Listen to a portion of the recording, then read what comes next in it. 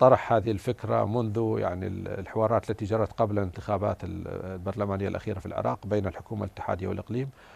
پێش هەڵبژارنەکان ئەم بیرۆکەیە پێشکەش کرا لە نێوان حکوومەتی هەرێم و بەغدادا کە نەوتی کەرکووک لە ڕێگەی وەزارەتی نەوت و کۆمپانیای سۆمۆی عێراقیەوە ڕەوانەی بەندەری جیهان بکرێت و پاشان لێەوە بخرێتە بازاڕەکانی جیهانەوە. بۆ چوونێک هەیە بۆ ئەوەی هەماهەنگی لە نێوان حکوومەتی هەرێم و بەغدادا بکرێت.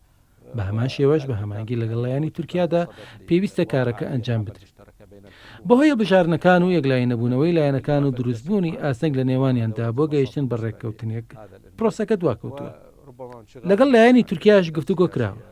بۆیە پێویستە میکانیزمێکدا بندرێت بۆ جێبەجێکردنی بیرۆکەکە کە مافی هەموو لایەنەکان بپارێزێت. هەر میکانیزمێکیش کە ڕێککەوتنی لەبارەوە بکرێت ئەوە بە هەماهەنگی دەبێت لەگەڵ حکوومەتی هەرێم و حکوومەتی فیدراالی و لایەنی تورکیا.